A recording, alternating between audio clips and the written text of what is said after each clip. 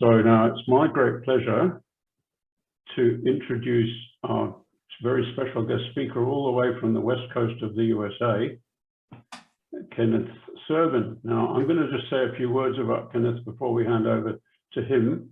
I can just make my mouse do what it's meant to do. Kenneth, sorry, I've got something here I wanted to read, but I can't make my mouse find the, there we go. So Professor Kenneth Serbin's mother, Carol, died of Huntington's disease in 2006 after a 20-year battle against the disease. He himself has tested positive for the HD gene in 1999. His daughter, Bianca, tested negative for HD in the womb and is today a healthy 21-year-old college senior. Since 1998, Professor Serbin has served as a volunteer advocate for the Huntington's Disease Society of America. Adopting the pseudonym Gene Veritas, which is how I first came to know of him, in January 2005, he started the blog At Risk for Huntington's Disease, where he has posted more than 300 articles on numerous medical and social facets of the disorder and the quest for treatments.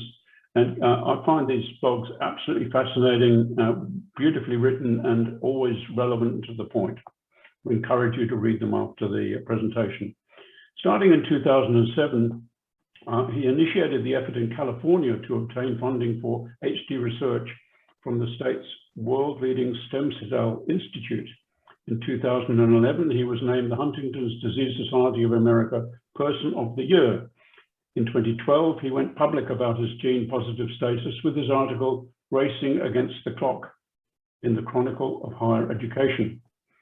In May 2017, Professor Serbin and his family joined Huntington's advocates, I think about 2,000 of them, from around the globe at a special audience in Rome with Pope Francis, who declared Huntington's hidden no more. And many of us will have seen the documentary Dancing at the Vatican, in which that wonderful event was captured. A professor at the University of San Diego in California, USA, he researches Brazilian social, cultural, political, and religious history and the history of science, technology, and medicine. He is currently researching the history of the Huntington's disease movement in the context of the biomedical revolution. He lives with his wife, Regina. So please join me in welcoming Ken Serbin, aka Gene Veritas, to talk to us this afternoon. Welcome.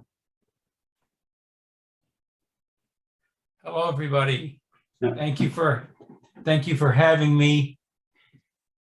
Thank you, Louis, for the kind invitation. Let me share some slides with you here. Let me do that, get this going.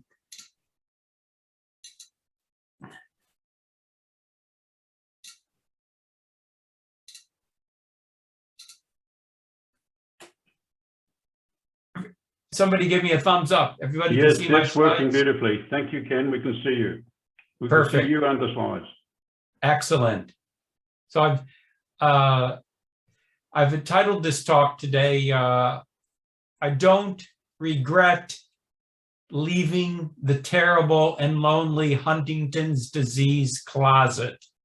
Observations from an advocate. And this, of course, is November 27, 2021. We're at the Huntington's NSW New South Wales Act Annual General Meeting, and I thank you, Louis, and to the organization for this opportunity to share my story. And I wanted to start by saying that I've never been to Australia, but I've got some interesting connections to Australia, a place I've always admired. I think most Americans, you know, they know something or other about Australia. I mean, we all like Australia.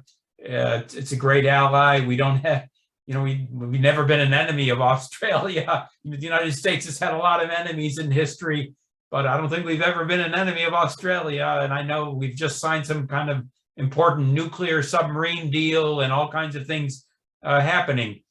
But and there's a famous movie that, you know, made Australia put it on the map, you know, when I was younger, some years ago, called Crocodile Dundee. And maybe some of you heard about that movie, but it kind of made Australia part of our common lingo in terms of what Hollywood presents about the world, which of course isn't accurate many times. But more important than that is the fact that Lauren Boak, who's a neuroscientist, let me move this, I got to move this down a little bit here, there, so I can see what I'm trying to say. Lauren Boak, who's from Melbourne, is a neuroscientist working for Roche.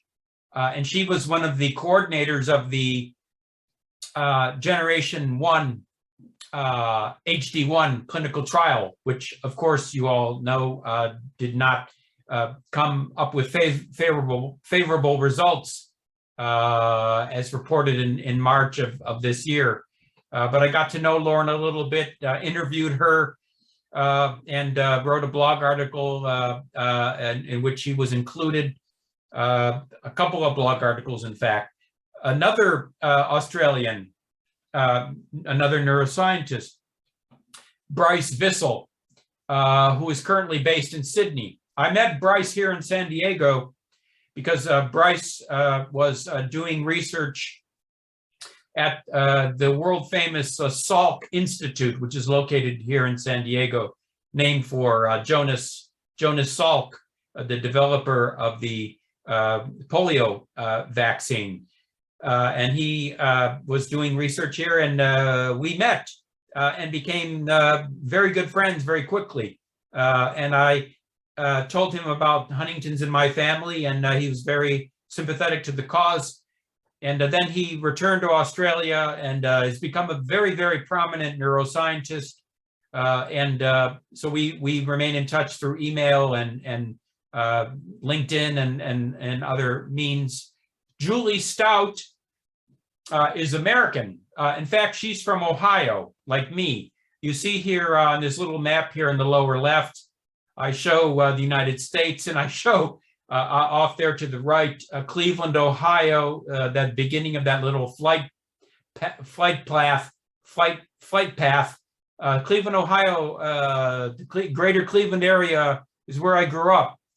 And Julie Stout is also from the greater Cleveland area. But she's been in Australia now for many years, is a important psychologist working on Huntington's disease. We've been at many meetings together, and in fact, at one one small scientific meeting, but very important meeting, she actually kind of presented my situation as a kind of a case study for understanding Huntington's disease. So, and Julie and I see each other at many other meetings, but she is based in Australia. And last but not least, Ann Jones, who I understand has been receiving some very interesting honors in Australia. She was the president of the International Huntington's Association, and continues to be an advocate and is based in Perth.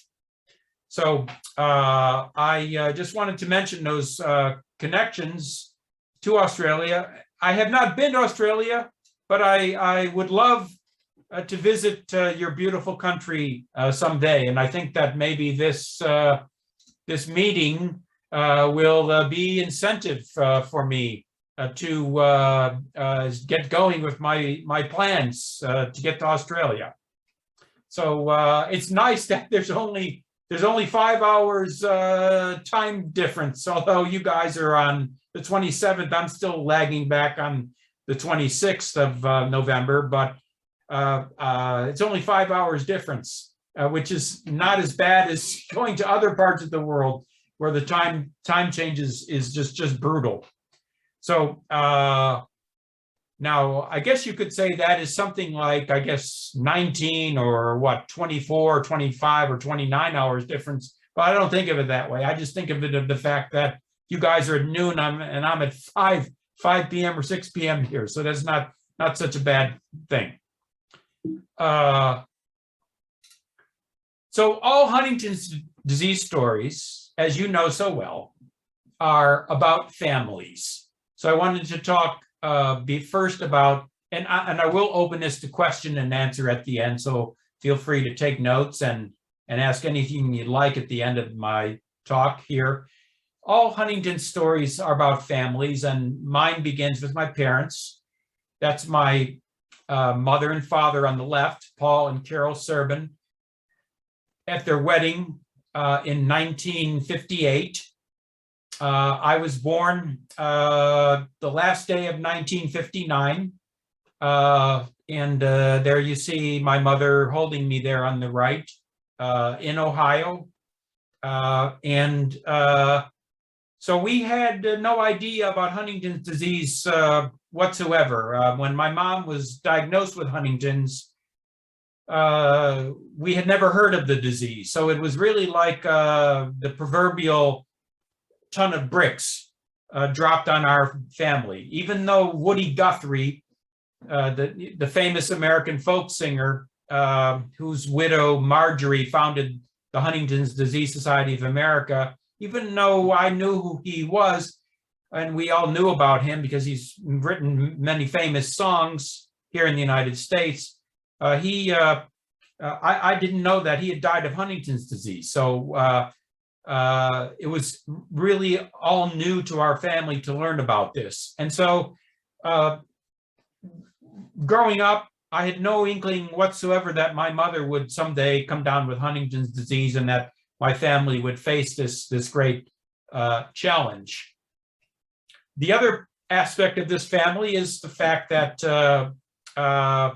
I married my wife, Regina, in 1992.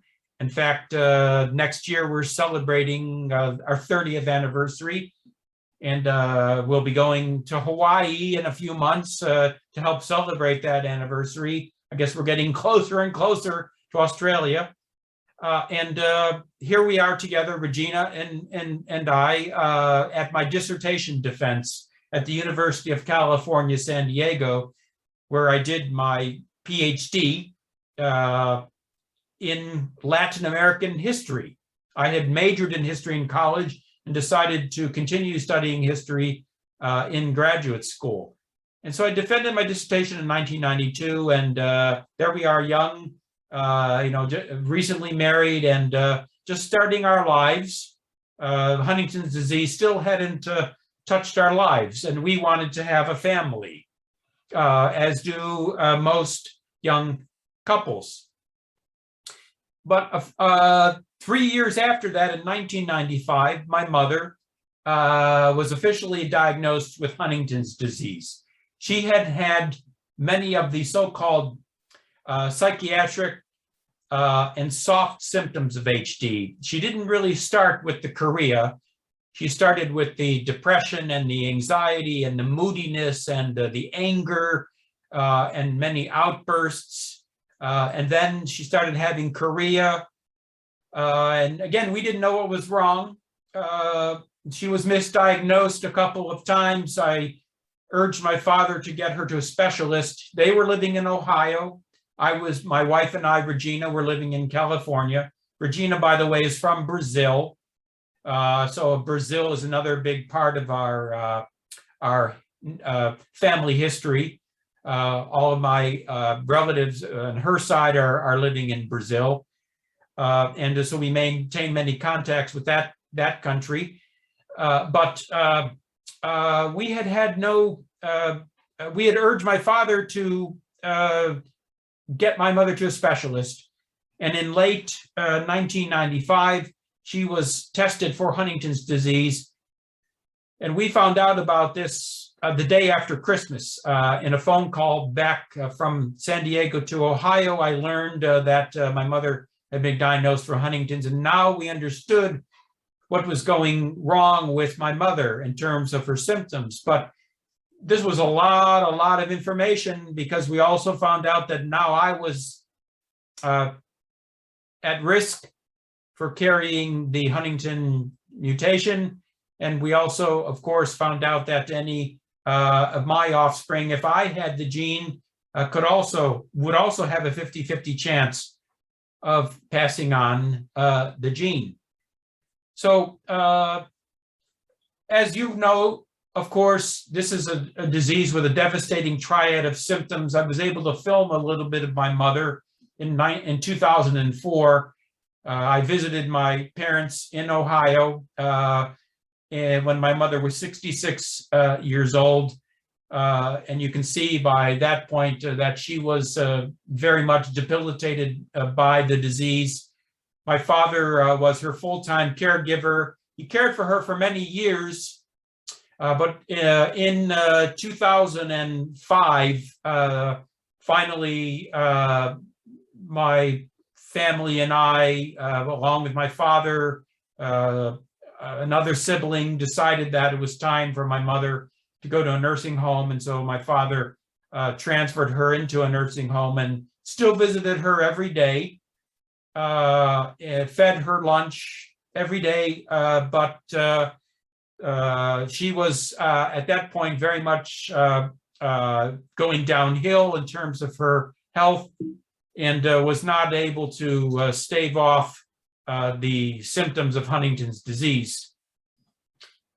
Our family story also meant that we went through a lot of predictive testing, 3 and 5 years.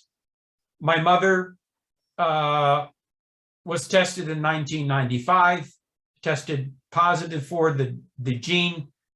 I was tested in 1999 because my wife and I, Regina, wanted to have children. And we thought that a good way to move ahead with this process would be for me first to find out my status. So I was tested in 1999, and unfortunately, I did test positive for the gene.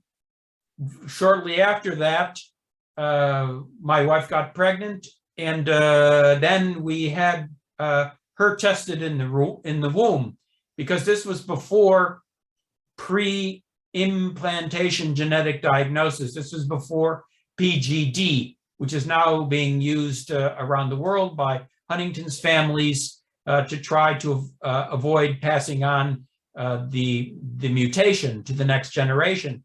But in the year 2000, early 2000, this was not available to us. And so our daughter Bianca, you guys, I guess, say Bianca, but here in the US and in Brazil and in Europe, we say Bianca.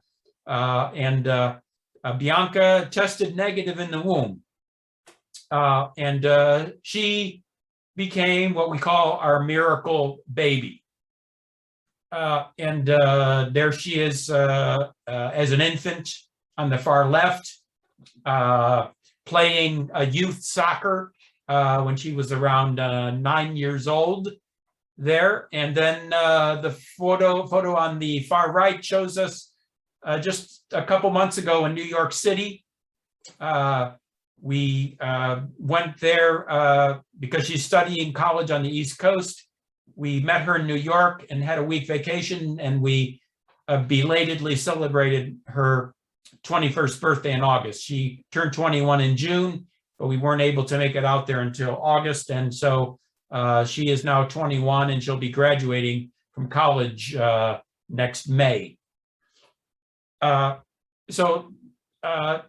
Huntington's ends with Bianca because she's gene negative, and if she decides to have children someday, they won't have to worry about Huntington's disease. But there's Bianca as a baby. I'm holding her there next to my mother. That was when that was in about the year 2000, 2001.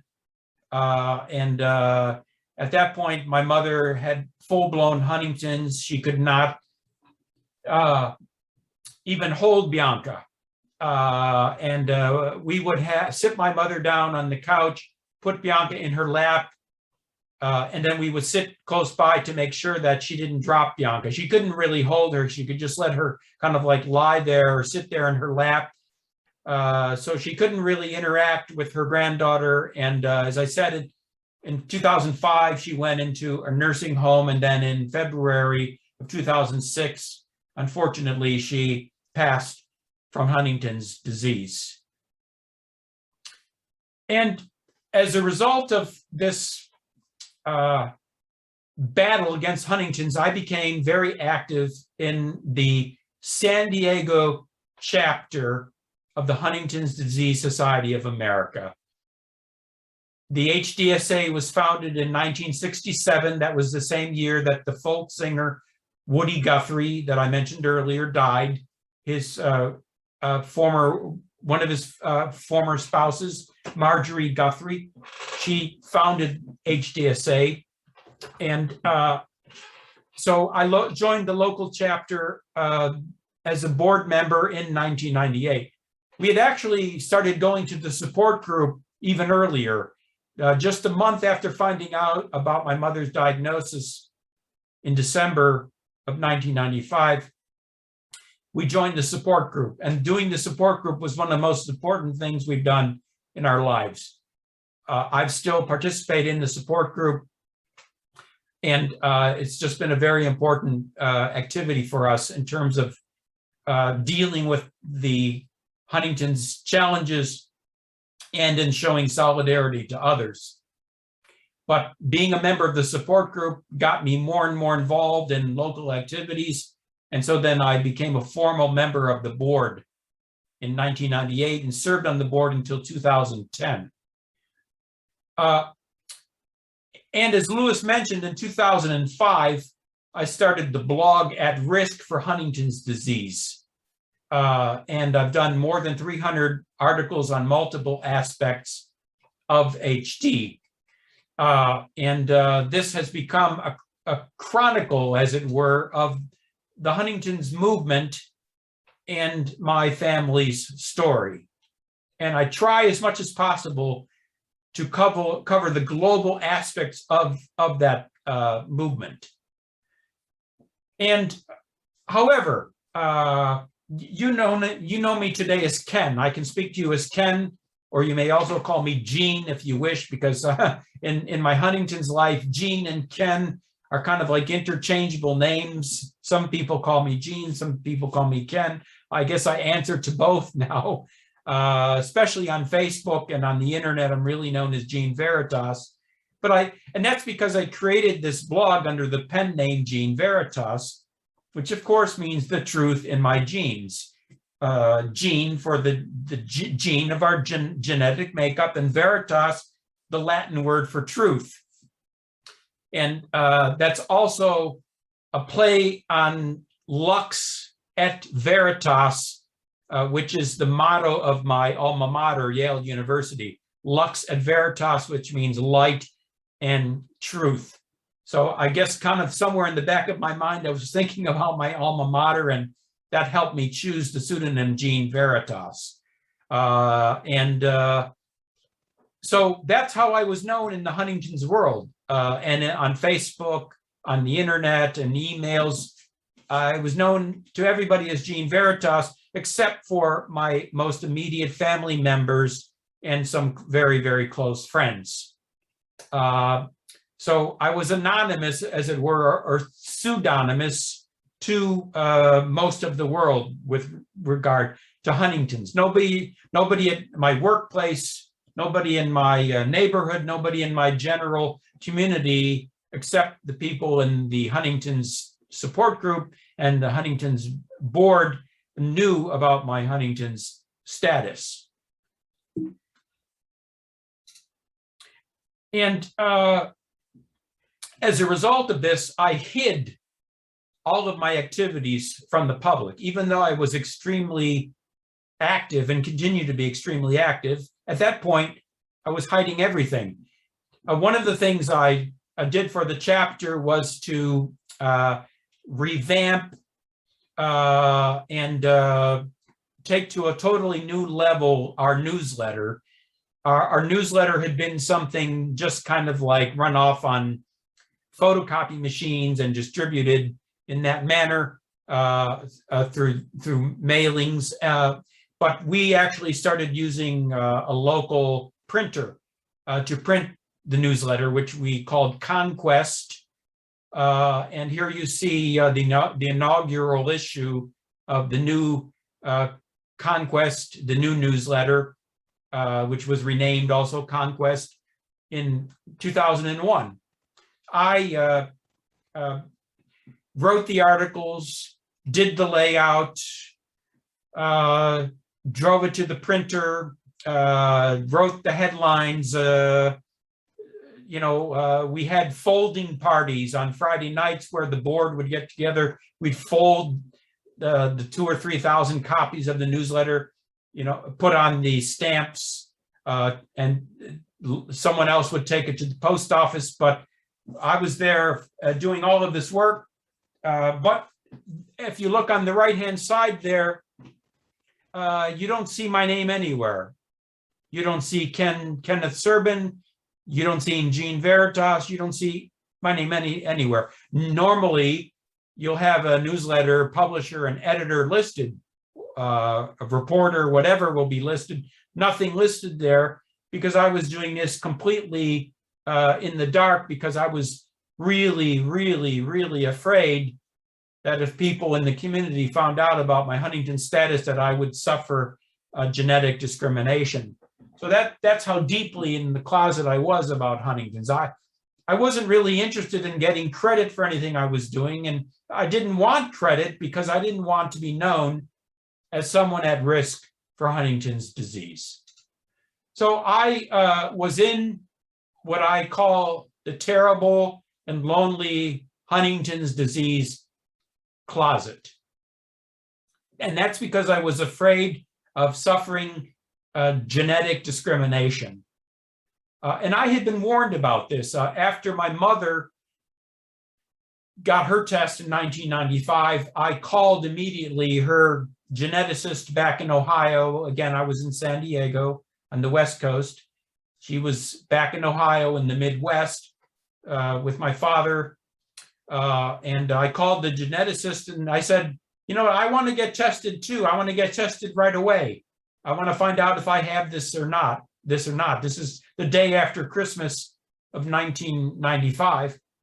And he said, no, wait a minute. You got to be careful here about your insurance. You have to be careful about your life insurance. You have to be careful about your employment.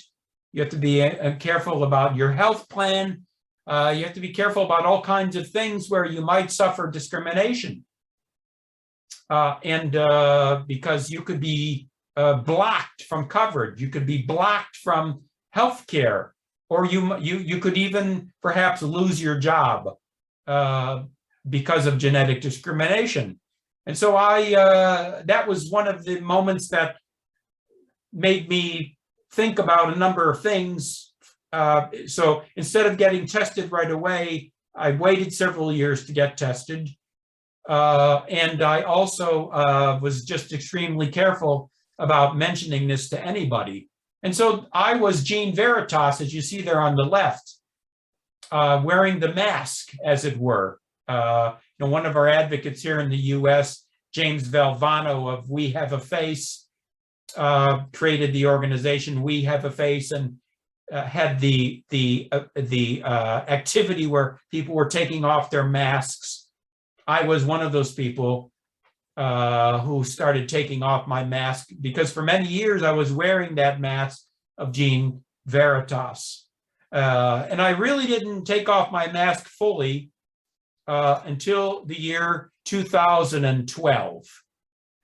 So we found out about Huntington's in 1995. I became active as an advocate not long after that, beginning with support group and then joining the board and doing all of these other things like the blog and the newsletter and so on and so forth. But all behind the scenes. Only in 2012 did I fully go public by publishing an article in the Chronicle of Higher Education. The Chronicle of Higher Education is the leading publication in the United States that covers universities and other aspects of higher education. It's a weekly publication. It's very well respected, very well known in academia and known in the world of journalistic publications. And they have opinion pieces by college professors like me. So I've submitted an opinion piece called Racing Against the Genetic Clock. And there you can see in the byline, it says by Kenneth P. Serbin.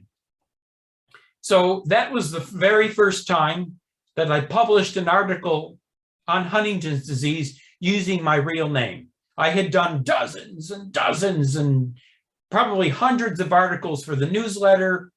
You know, by this point, I had done, you know, probably about 100 articles in the blog. So I'd done, you know, many articles, but in no article did I ever put my real name. But finally, on November 4th of 2012, I published this.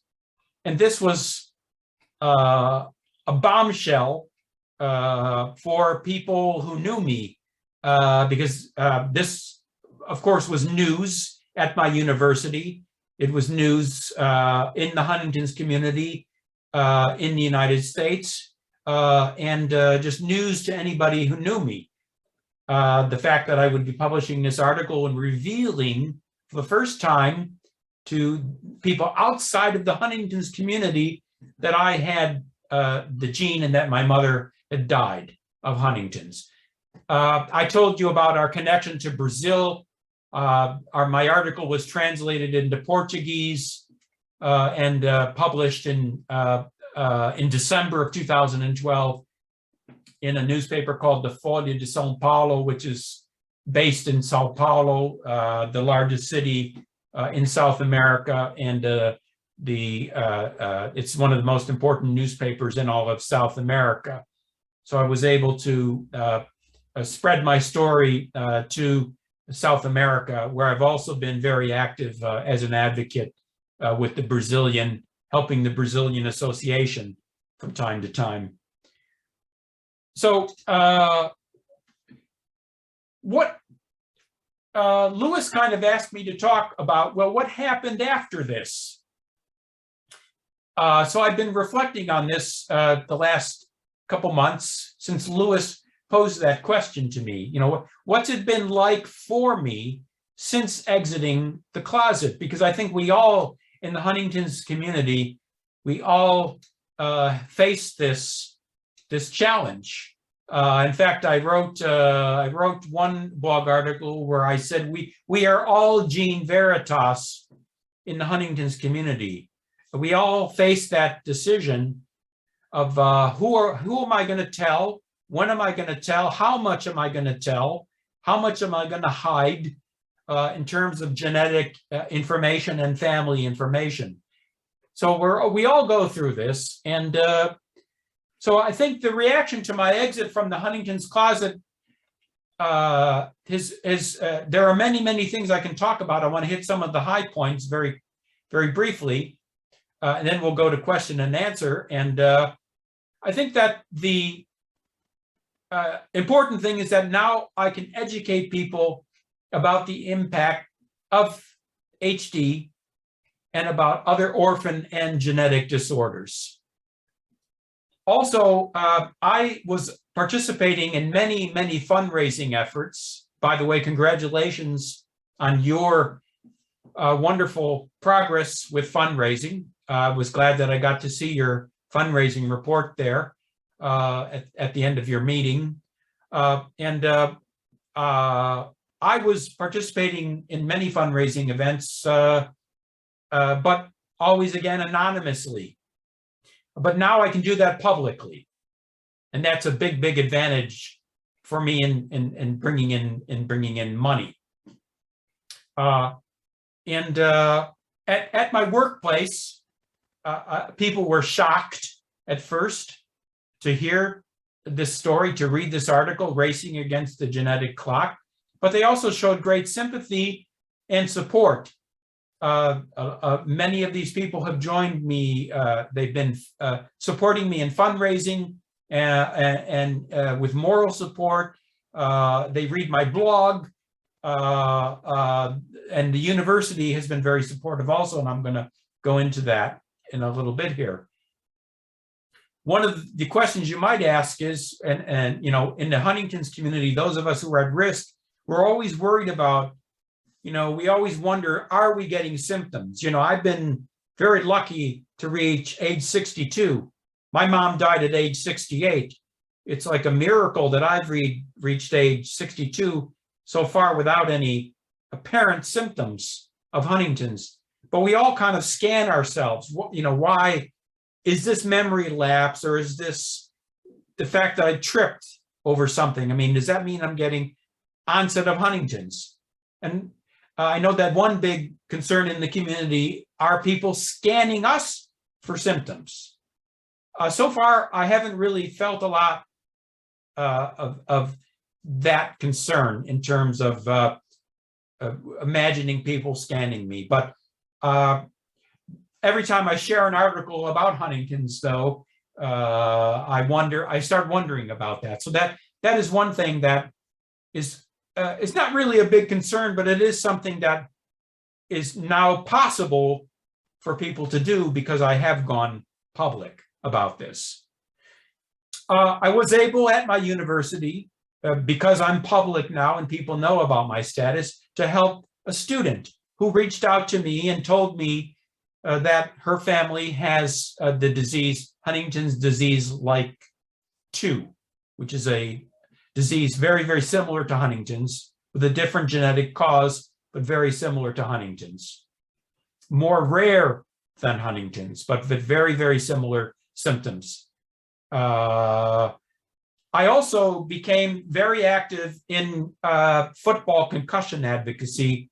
Here in the United States, we don't have soccer, or what we call soccer. We don't have, British or Australian football. We have American football, which is kind of a crazy sport where they wear pads and helmets and hit each other deliberately, and there's all kinds of concussions and other kinds of brain injuries. And so I became, as a Huntington's person, I said, you know, I can't be quiet about the fact that young people, young men in particular, are suffering concussions. And so I became very active on my campus in trying to ban American football. And unfortunately, we were not successful, but we made a very important moral point. And that was a very important moral extension of what I was doing as a Huntington's disease advocate, protecting young people from concussions and other brain injuries. And I was able to do that again because I was public as a Huntington's advocate. And I also began contacting political and religious leaders about Huntington's disease and about my Huntington's status, to stand up for Huntington's, to advocate for Huntington's on public policy and related matters. I was also, because of my exit from the closet, able to speak to students. On numerous occasions, I've given presentations about the bioethical implications of Huntington's disease for our health science students at the university. And that's been a very rewarding activity for me. Very educational for the students, very eye-opening for them, and always very moving for me. And I learn a lot by listening to the questions that they pose to me. As I mentioned, my university has been supportive in many ways. This is a very important point that I want to make about someone who comes out of the closet, because the place you work, your workplace, can now become a place where you advocate, a platform for your advocacy. So my university has funded, because one thing that college professors do is to do research. They have funded research projects regarding Huntington's disease. And many units on my campus, that is many departments, many divisions on my campus have lent support. So again, I work at the University of San Diego, that we know it as USD. It's a private Catholic institution, and that's important because you're going to see in a minute why it's important that it's Catholic. One of the things that the university supported was my participation at the World Congress on Huntington's in Rio de Janeiro, my favorite city away from home, my second home, as it were, Rio de Janeiro, Brazil, in 2013. And that's where I met Ann Jones in person. We continued our collaboration as advocates at that meeting, and was able to meet people from many other parts of the world at that meeting. So the university supported my going to that Congress. The university has also supported my participation in Hidden No More, Pope Francis's special audience with the Huntington's disease community in solidarity with South America. There you see the Pope on the left greeting a Huntington's person from Brazil. On the right, on the far right, a person from England with Huntington's, with her husband looking on. And in the middle, the Pope greeting me. That's my daughter in the foreground, and me there holding with the Pope holding my hands after I presented him with a photograph of my parents, thanking him for declaring Huntington's disease hidden no more to the world. And again, I mentioned all of this, and you've seen the film Dancing at the Vatican, which is all about this event. I mention this because my university supported my trip to Rome.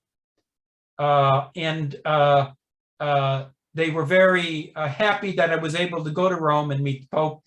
The fact that the university was Catholic made, of course, this made it an even more attractive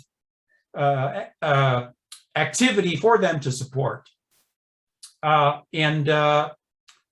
So when I came back from Rome, I then prepared a presentation at the university for September of 2017 on the Hidden No More event.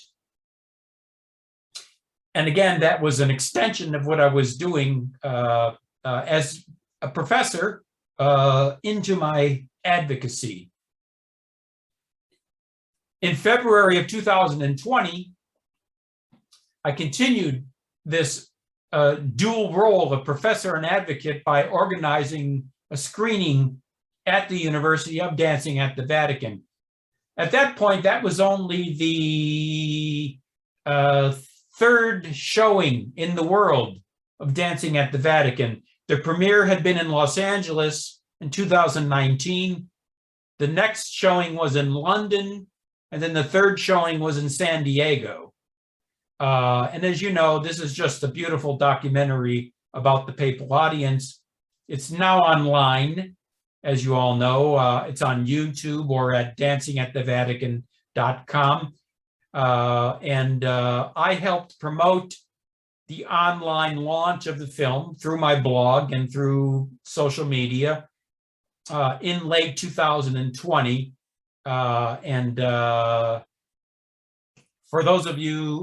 those in the community that in other countries that don't speak English, you can remind them that it's available in 5 other languages, and the website lists those languages, the subtitles are available.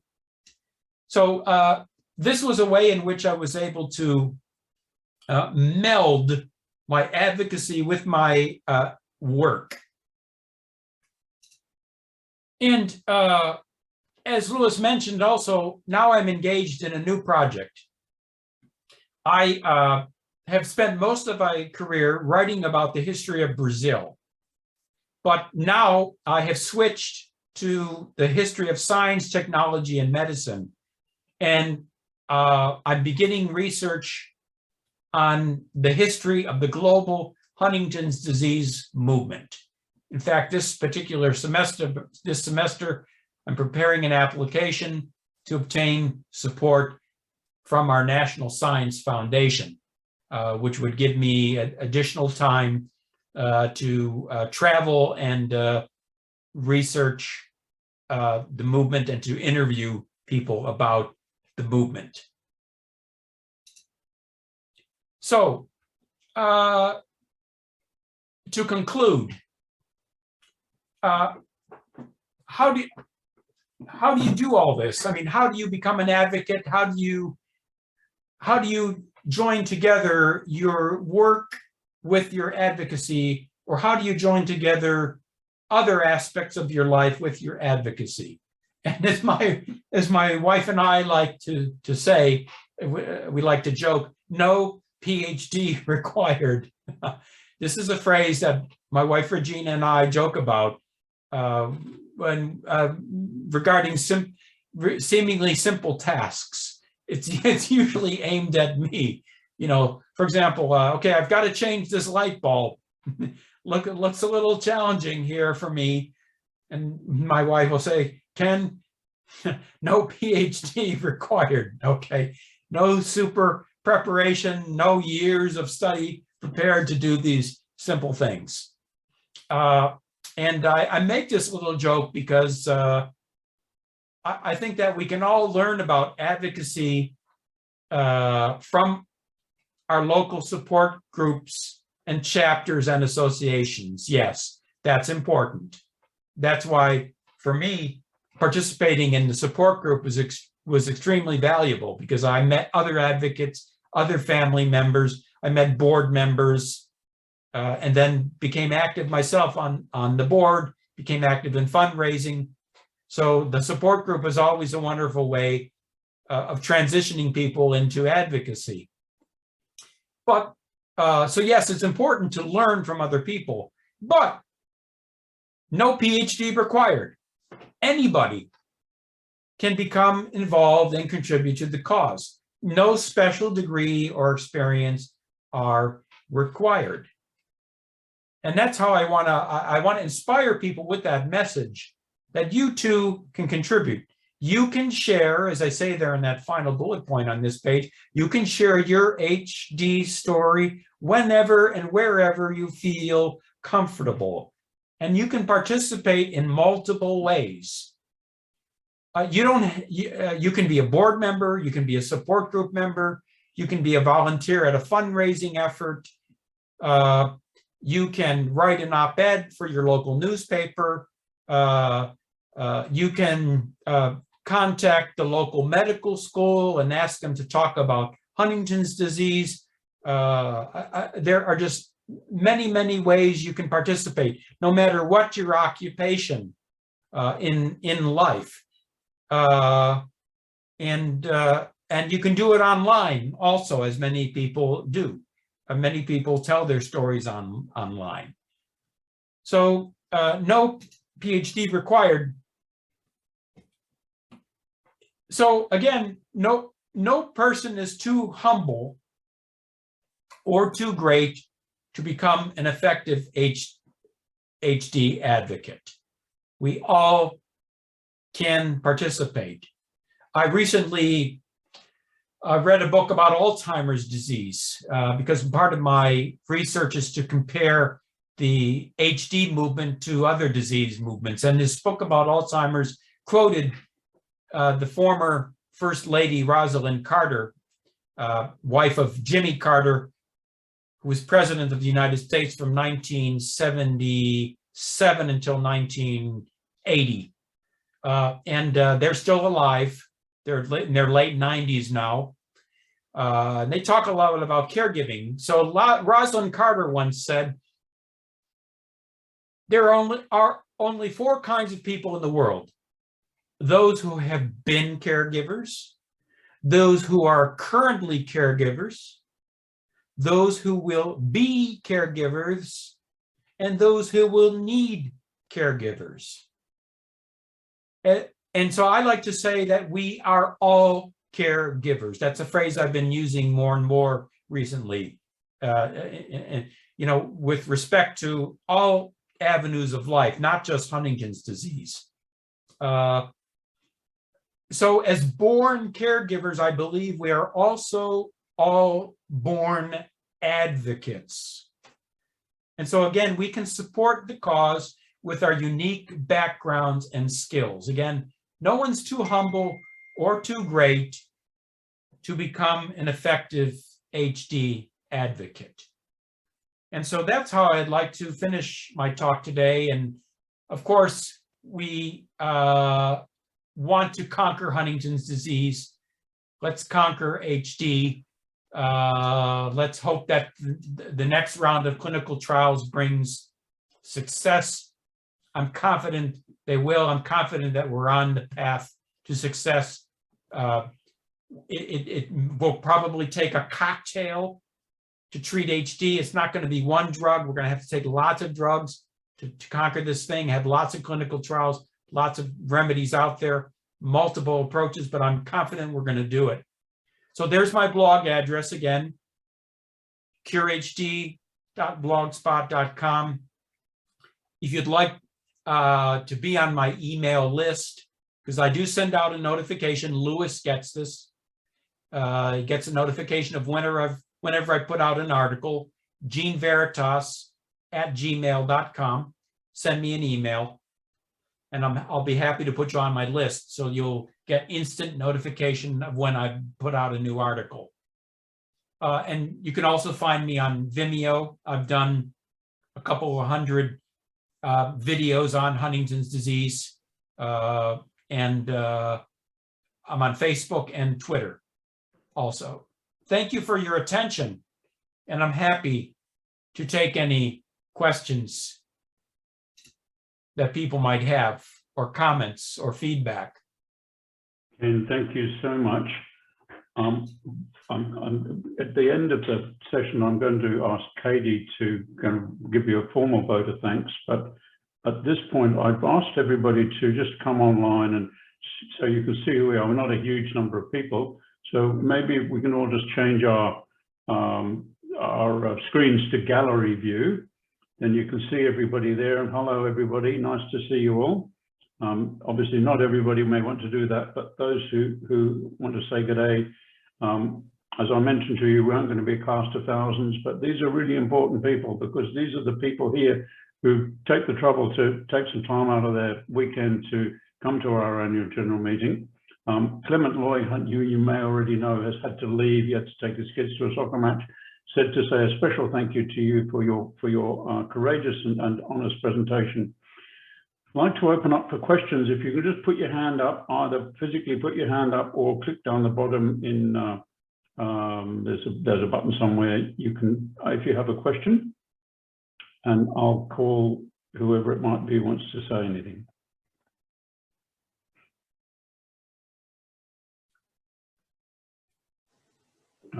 So a couple of videos, you've blocked me from sharing video.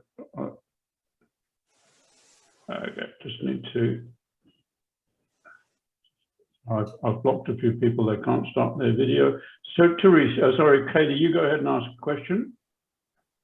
Hi, Ken. Thank you so much for speaking with us today. It was an amazing story and really great to hear. I think it definitely resonates for quite a few of us on the call. I just wondered if you could think of one major difference in your advocacy from doing it sort of anonymously to coming out and doing it publicly. What do you think that would be? The major difference, I would say, the being public is the one thing which I talked about.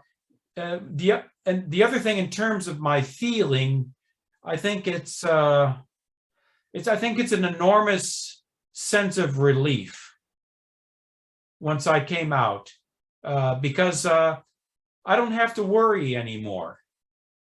I don't have to worry anymore about, someone. For example, we at San Diego for many years had a gala. We haven't had a gala now in a couple of years because unfortunately one of our big board members, his wife, he was the big organizer of the gala for us. She passed from Huntington's a couple of years ago.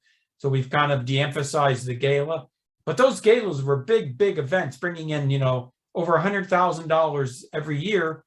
And they were very public events. So I remember one time I went to one of those events. I always went to the events. And one time there was a couple that recognized me from an academic talk that I had given on Brazil. It had nothing to do with Huntington's disease. It was something I had said about Brazil at a local thing called the Council on World Affairs, and they saw me at this Huntington's gala, and they said, "Well, what brings you here?" And that was before I had left the closet, so I couldn't tell the truth. I just had to say, "Well, this is my way of giving back to the community," which was not a lie, but it was also not the full truth. And it was certainly not an effective way of getting people involved. So they said, "Oh, okay, that's nice." They weren't very impressed with my answer. Now, if I had said to them, "You know what? My mom's dying of Huntington's and I'm carrying the gene." Or if I had said, "I'm a member of the local board and I'm supporting the cause." If I had been more open and specific, they would have definitely, I think, been not only taken aback, but impressed. And I think they would have maybe, because they maybe would have made a bigger donation that night. So I don't know if I'm answering your question, but that's kind of like in terms of a feeling or overall effectiveness, what's the big impact? It's being able to not be that kind of person anymore, being able to be transparent.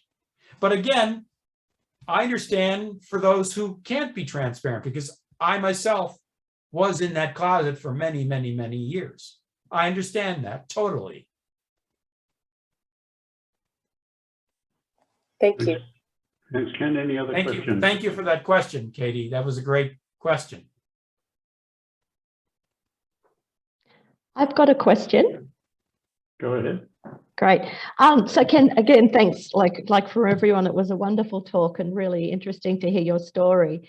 I just wonder if you've got some tips about if like in the association, if we do interviews with the media or engage with the media, there seems to be because if people don't know about Huntington's, journalists, and they want a kind of sensational story, how do you encourage them to walk that line between painting the disease in really horrible language and all doom and gloom, and the other side not sugarcoating it to pretend that those things aren't a part of the disease, if that's a question that makes sense? Because you've had so much experience, obviously, with dealing with, journalists, and that's my question. That's a great question. And by the way, I can stay beyond. I'm happy to stay beyond. I know if you have to leave at the end here, that's fine, but I'm happy to stay beyond extra minutes. So Therese, thank you for that question. I think the important thing is to tell journalists and media people that this is a family disease, and that you can, when they want to find out about what the disease is doing, it's not going to be just about the person affected. It's also going to be about the caregiver, the spouse, the children, the extended family, and tried to get them to look at the family angle of this. And it's not necessarily going to take away the ugliness of HD, but it helps you bring in the bravery and the courage. I think of the film that was done, and it's on Netflix, about the Schaefer family here in San Diego. It slips my mind right now, the title. But there's a family in here in San Diego, the Schaefers. Sharon Schaefer has Huntington's, and her husband Renato and 3 men. They have done many times what's called the Race Across America. It's this crazy bike race. In 7 or 8 days, they bike across America nonstop. It's insane. It's insane what they do. And these guys were in their 40s when they were doing this. Anyway, they made a documentary about this.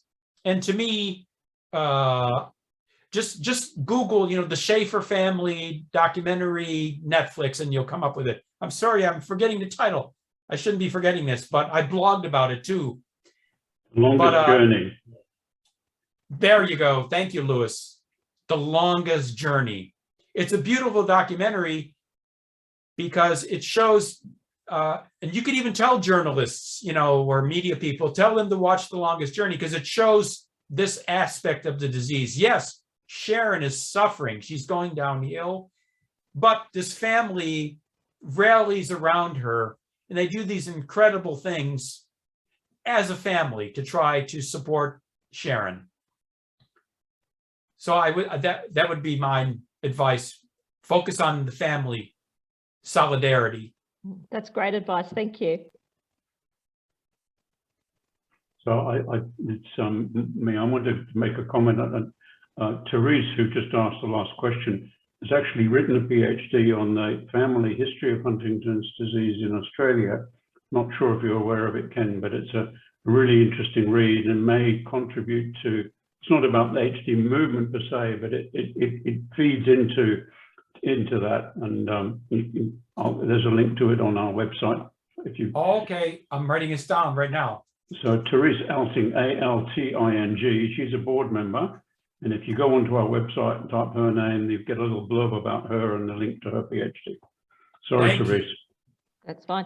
I was going to say also, Ken, if you're interested in the association, where is she gone?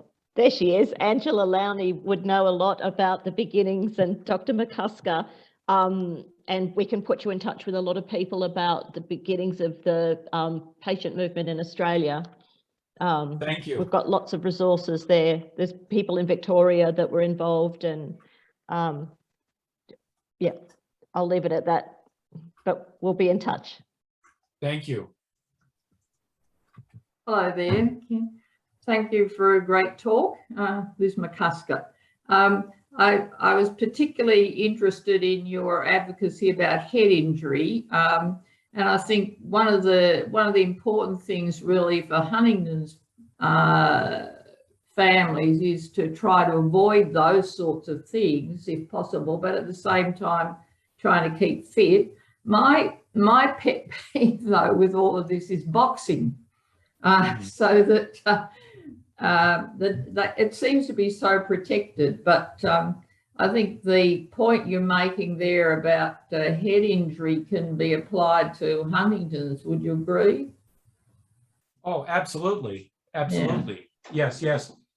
I mean, the one thing that I would point out in my advocacy is that for the trying to ban football, American football, is that the symptoms had similarities with Huntington's. In particular, chronic traumatic encephalopathy, what's known as CTE. That's been kind of like popularized here in the U.S. now. Everybody knows what CTE is because many football players have post-mortem You can't diagnose it in life at this point because they don't have a test for it. But post-mortem, yes, many of the brains of these deceased football players, they and Elizabeth, CTE is the same disease that boxers have suffered from. So and the CTE research goes all the way back to the 1930s and 1940s, and they were worried about boxers back then. And so yes, now these football players who get blows to the head, or hit their head on the ground or on a goal post or something like that, they're getting a very similar kind of injury, and it's very similar to HD in terms of the psychiatric and emotional symptoms, high levels of suicidality, for example. Lots of these football players, a higher percentage than the normal in the normal population, have committed suicide. In fact, there's a famous football player here from San Diego, well known, very well known, who committed suicide, and his family has sued the National Football League, and there's been all kinds of lawsuits about this, all kinds of but we have. I started doing this, as I said, as an extension of my Huntington's work. I see myself not just as a Huntington's advocate, but as a brain health advocate in general. It's Huntington's, but it's also Alzheimer's. It's also Parkinson's. It's motor neuron disease, and that then can mean concussions and CTE and other kinds of injuries from sports, or other activities. TBI, traumatic brain injury from military activity. We have a horrible, horrible epidemic of post-PTSD, post-traumatic stress disorder in the United States from our soldiers who fought in wars. I can't put my head around this. It's so incredible. Over 60,000 men and women have committed suicide from our armed forces. 60,000, because they can't deal with the psychiatric and psychological aspects of what's happened to them in fighting in these wars. So it's a big, big area where HD, I think, is privileged because we have great associations like NSW Act, like HDSA, we have CHDI, we have Huntington Study Group, we have lots of organizations where scientists and advocates are in the front lines of dealing with a difficult disease like Huntington's. We've been doing this for decades and decades. These other diseases are coming, it's more recent that people are focusing on these. So I think we can be a great example to other diseases. Thank you. Thank you. Thank you for that question. Angela, you had a question? You've got to unmute, please. Unmute, please.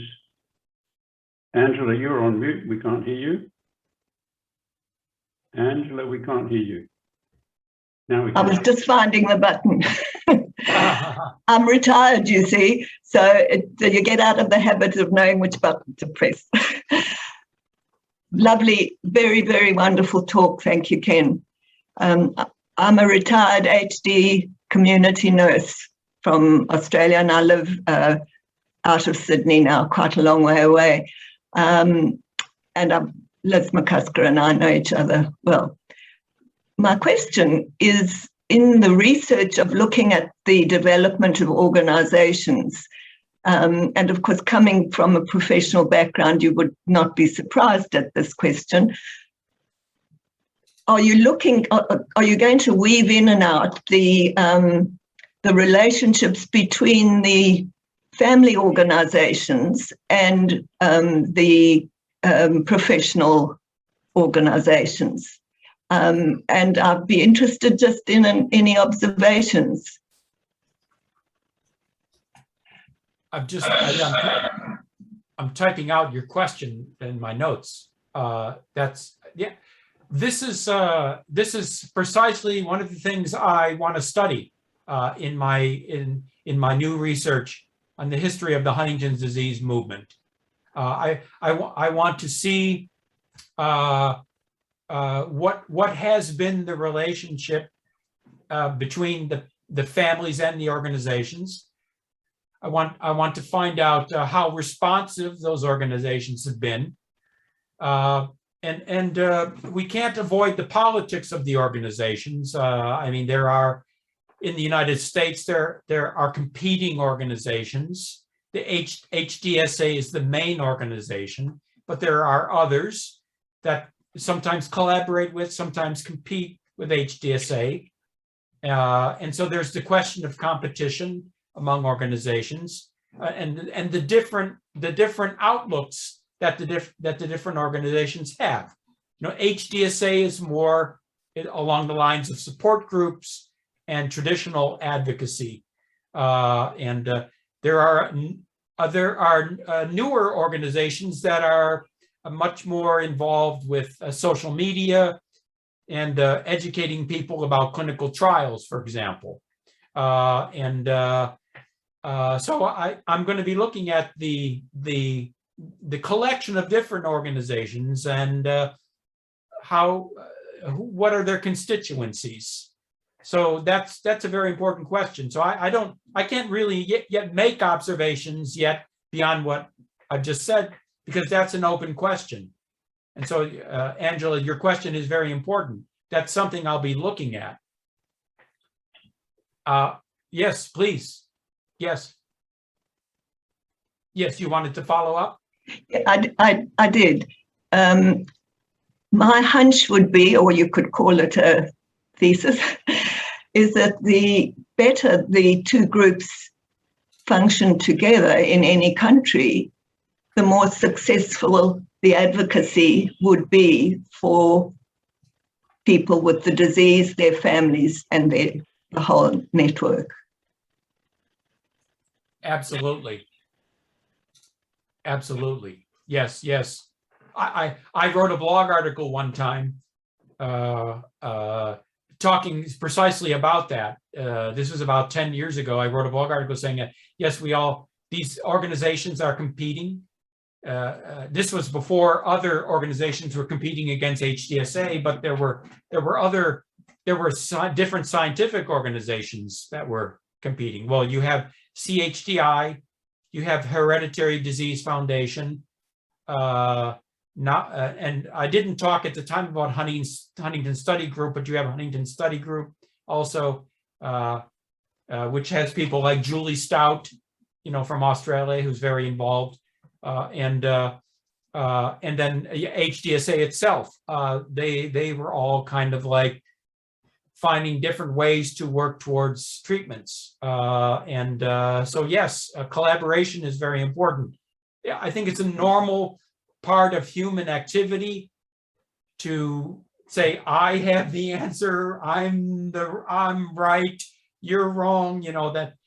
That happens all the time among in humanity, because we're all human.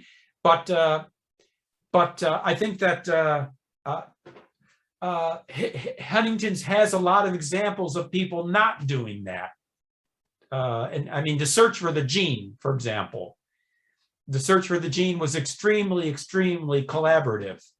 The scientists, because I was just reading about this, because I've been rereading things that I had read before, or I'm reading it now for the first time.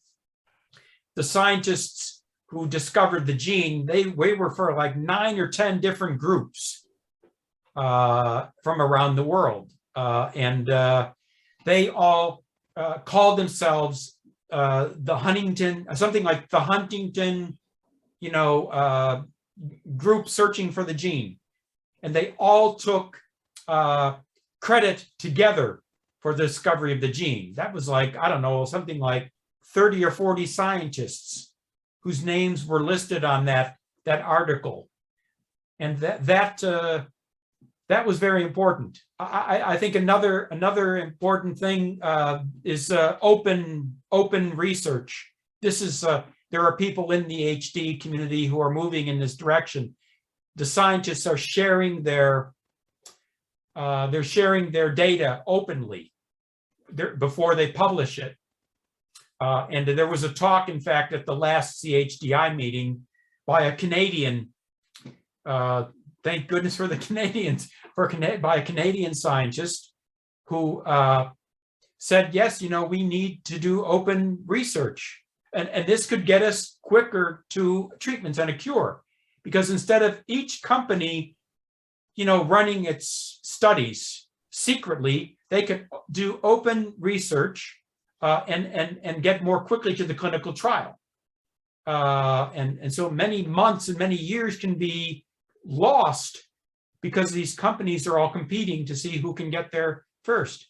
So with open research can get us faster to treatments. I myself, I think I'm going to do open research on my book on the history of Huntington's. I'm going to write in my blog about what I'm learning, what roadblocks I'm encountering, what I'm going to ask you folks out there to read and give feedback.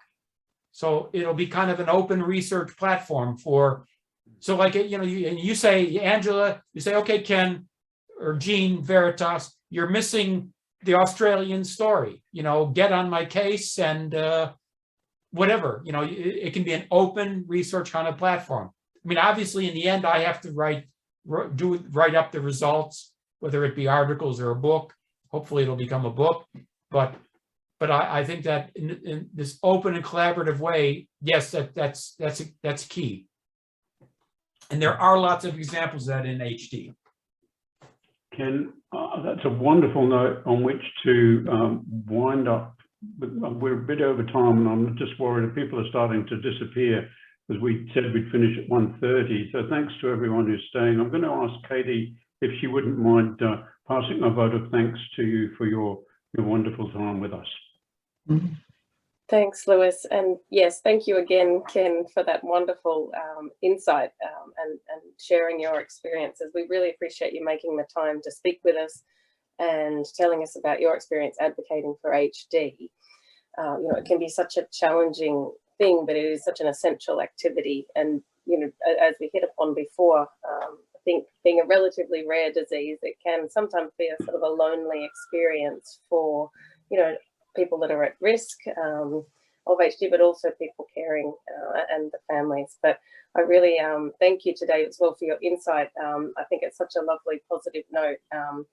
It's a family disease and it brings people together as well. It can be challenging, but it brings people together. And so thank you so much for highlighting this to us today. We really appreciate your time coming to us from America. Well, thank you for having me again.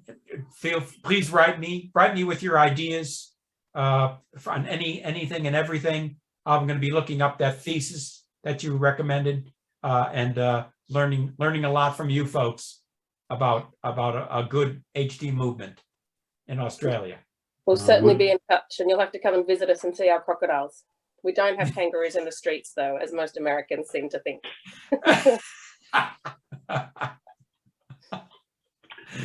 So everybody, thanks again for coming to the AGM. Thank you again, Ken, and goodbye, everybody. Enjoy the rest of your weekend. Okay. Thank you. Bye-bye now. Thank Thanks you a lot. again. Good night. Bye. Thank you, Lewis. Thanks, Ken. Take care. Take care.